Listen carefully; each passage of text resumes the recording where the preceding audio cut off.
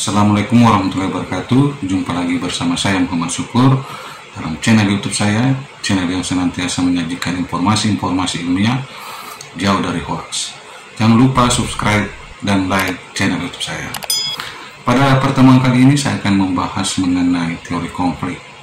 Teori konflik yang saya bahas pada pertemuan ini adalah teori konflik dari Ralph Gustav Dahrendorf. Sebelum saya masuk ke pemikiran Dahrendorf lebih jauh, saya ingin menjelaskan sedikit tentang apa itu konflik. Dalam pandangan teori konflik, yang kita ketahui bahwa teori konflik merupakan salah satu perspektif dalam sosiologi yang memandang masyarakat itu terdiri dari berbagai bagian atau berbagai komponen, di mana satu komponen dengan komponen yang lain berusaha saling menguasai demi untuk kepentingannya.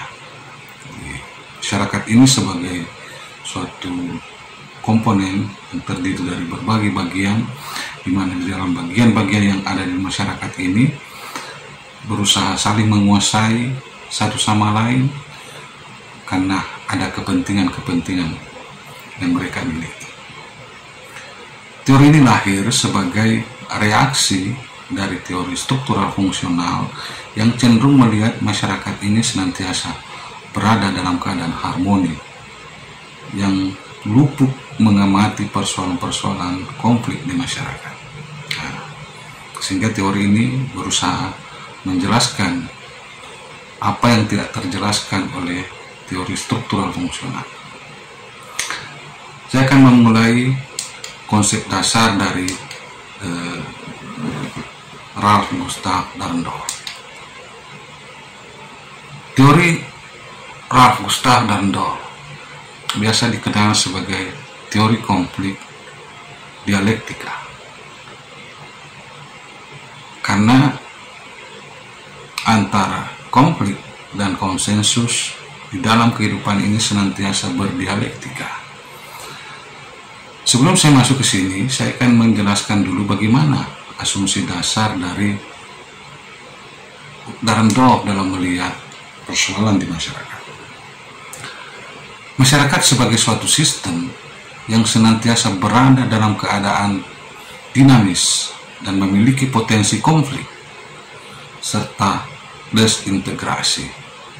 Nah, ketika misalnya tercipta satu keteraturan di dalam kehidupan masyarakat, itu tiada lain karena ada unsur paksaan dari orang yang lebih kuasa, dari orang yang lebih atas terhadap orang yang dikuasai atau orang yang berada di bawah.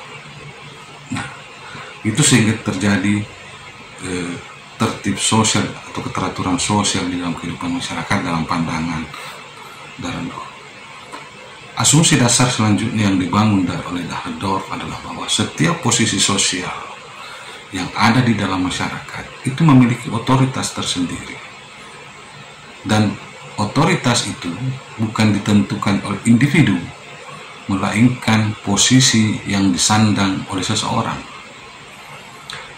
Jika si A misalnya yang menjadi kepala desa di suatu tempat, maka si A ini yang berada pada posisi kepala desa memiliki otoritas untuk menyuruh warganya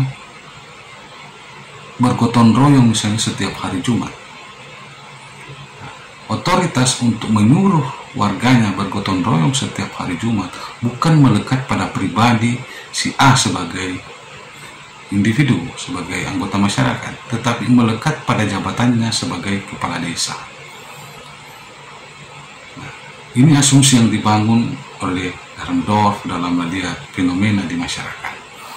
Nah, saya akan lanjut ke mengenai pandangan beliau terkait dengan bagaimana proses dialektika konflik yang terjadi di masyarakat. Jadi, konsep dialektika ini diilhami oleh pemikiran dari Karl Marx tentang tesa, antitesa, dan sintesa. Tetapi konsep yang digunakan oleh Dahrendorf dalam melihat bagaimana proses dialektika itu terjadi, dia menggunakan konsep konflik dan konsensus. Jadi yang berdialektika itu adalah konflik dan konsensus. Nah, suatu contoh dalam kehidupan nyata misalnya, si A yang terlibat dengan konflik dengan si B, tentu antara si A dan si B ini sebelum berkonflik pasti pernah saling kenal mengenal sebelumnya. Jadi ketika dia misalnya bersahabat sebelumnya, berarti terjadi konsensus. Ketika di kemudian hari dia cekcok, bertentangan, berkonflik, maka di situ terjadi konflik. Mungkin suatu waktu lagi terjadi lagi kesepakatan antara si A dan si B, sehingga terjadi lagi konsensus. Nah, hidup itu seperti itu dalam pandangan Darendorf. Jadi konflik dan konsensus senantiasa mewarnai dinamika di dalam kehidupan masyarakat. Contoh lain misalnya, Indonesia pernah berkonflik dengan Belanda. Pernah kita dijajah oleh Belanda selama kurang lebih 3,5 abad, 350 tahun. Nah, itu selama 350 tahun kita berkonflik dengan Belanda. Hampir setiap hari terjadi perlawanan-perlawanan dari masyarakat pribumi terhadap kaum Belanda di berbagai wilayah. Tetapi hari ini kalau kita tengok, kita sudah memiliki berbagai macam kerjasama dengan Belanda. Satu contoh misalnya kerjasama antara RI Republik Indonesia dengan Belanda hari ini adalah pemberian beasiswa kepada pelajar-pelajar Indonesia yang akan melanjutkan studi ke Belanda. Artinya apa? Bahwa hari ini terjadi konsensus antara pemerintahan Republik Indonesia dengan Belanda. Padahal dulu kita pernah berkonflik selama kurang lebih 350 tahun. Hari ini terjadi konsensus dalam beberapa hal. Kita saling bantu-membantu dengan Belanda dalam berbagai hal. Mungkin suatu waktu terjadi konflik lagi kita dengan Belanda, Indonesia dengan Belanda. Jadi dinamika kehidupan itu senantiasa diwarnai adanya konflik dan konsensus. Itulah proses dialektika konflik yang terjadi di masyarakat. Nah, selanjutnya dalam pandangan Darendorf, dia menyebutkan bahwa distribusi kekuasaan yang berbeda-beda yang ada di tengah masyarakat itu merupakan faktor yang menentukan terjadinya konflik yang sistematis, konflik yang tidak pernah selesai. Jadi, di dalam kehidupan ini ada persoalan pembagian kekuasaan atau distribusi kekuasaan yang tidak merata di semua sendi kehidupan. Ada orang yang lebih berkuasa dan ada orang yang tidak kuasa. Nah, andaikan misalnya di dalam kehidupan ini tidak ada perbedaan distribusi kekuasaan, kemungkinan tidak akan terjadi konflik. Tetapi karena ada distribusi kekuasaan yang berbeda-beda, sehingga inilah yang melahirkan konflik sistematis dalam pandangan Darendorf. Kenapa bisa terjadi konflik yang bersifat sistematis? Karena ketika orang memiliki kekuasaan atau dia berkuasa, maka dia akan senantiasa berusaha mempertahankan kekuasaannya.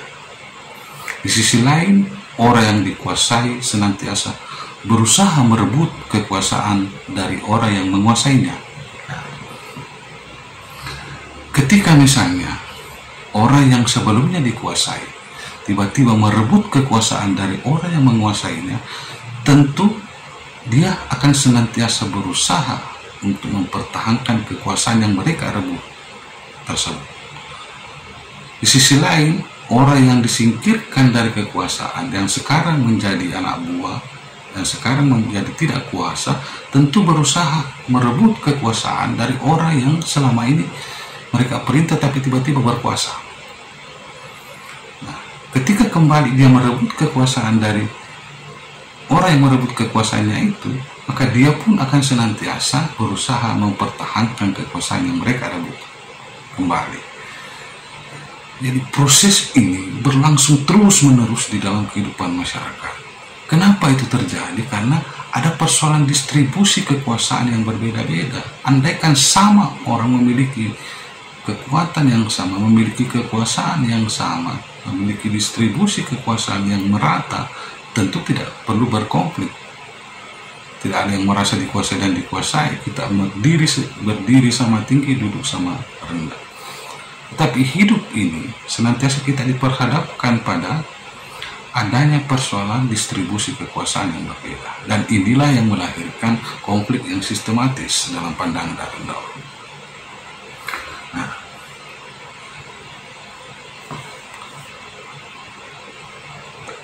selanjutnya ada konsep otoritas dan kekuasaan. Dalam pandangan Dahrendorf bahwa ada orang yang memiliki otoritas sekaligus memiliki kekuasaan. Tetapi ada juga orang yang memiliki otoritas tetapi tidak memiliki kekuasaan. Sebaliknya, ada juga orang yang memiliki kekuasaan tapi tidak memiliki otoritas. Contoh misalnya, seorang kepala desa, dia memiliki otoritas tadi yang saya sebutkan, menggerakkan masyarakat untuk kerja bakti setiap hari Jumat karena dia memiliki kuasa sebagai kepala desa, sehingga dari kuasa kepala desa yang dimiliki itu dia memiliki otoritas mengajak warganya untuk bergotong royong kerja bakti pada hari Jumat. Dan ada orang yang mampu memadukan itu, dua-duanya itu. Ada kepala desa yang bisa seperti itu. Tapi di sisi lain, terkadang juga dia memiliki otoritas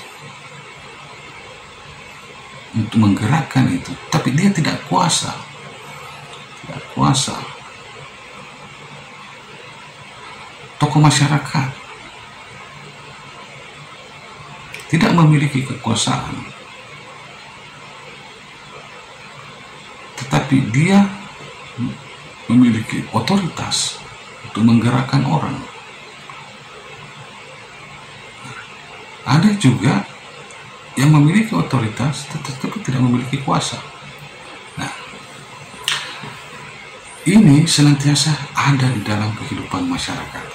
Kenapa? Karena otoritas dan kekuasaan merupakan sesuatu yang terpisah. Ada orang yang memiliki otoritas dan kekuasaan, ada juga yang memiliki otoritas tetapi memiliki kuasa, ada orang yang memiliki kuasa tetapi tidak memiliki otoritas. Jadi, kekuasaan atau otoritas tidak melekat intrinsik pada pribadi, individu atau kelompok, tetapi melekat pada posisi yang ditempati individu atau kelompok tersebut. Otoritas itu, kekuasaan itu tidak melekat secara inheren pada diri seseorang, tetapi melekat pada jabatannya. Tidak melekat pada kelompok, tetapi melekat pada jabatan yang disandang oleh satu kelompok. Nah, selanjutnya ada beberapa persoalan di dalam kehidupan kita ini terkait dengan otoritas dan kekuasaan ini. Sejatinya seseorang yang memiliki kekuasaan sebagai kepala desa harus juga memiliki otoritas untuk menggerakkan orang yang ada di desa tersebut, atau yang menjadi kewenangan dia sebagai kepala desa, sebagai kepala pemerintahan. Tapi fakta menunjukkan bahwa ada orang yang tidak bisa seperti itu. Di banyak tempat, banyak kita lihat kepala desa tidak mampu menggerakkan warganya untuk bekerja bakti. Tetapi ada orang lain yang disegani misalnya di masyarakat, bukan dia kepala desa, tapi dia mampu menggerakkan masyarakat untuk pergi bergotong royong. Dia tidak memiliki kekuasaan, tapi dia memiliki otoritas, disegani oleh warga, dan warga mendengar perkataan-perkataannya. Nah, inilah fenomena-fenomena yang terjadi di dalam kehidupan masyarakat dalam pandangan Ralph Dahrendorf. Sebagai inti pemikiran Dahrendorf bahwa konflik di dalam kehidupan masyarakat itu bersifat sistematis, karena otoritas dan kekuasaan itu tidak terdistribusi secara merata di dalam kehidupan ini. Ketika orang berkuasa, dia ingin mempertahankannya, dan ketika orang dikuasai ingin merebut kekuasaan. Ketika dia merebut kekuasaan, dia juga ingin mempertahankan kekuasaan tersebut. Nah, kesimpulan yang kedua, bagi Dahrendorf, konflik dan konsensus itu senantiasa berdialektika di dalam kehidupan masyarakat. Tempo-tempo kita bersahabat, tempo-tempo kita bertentangan, berkonflik satu sama lain. Tempo-tempo lagi, kembali lagi kita bersahabat.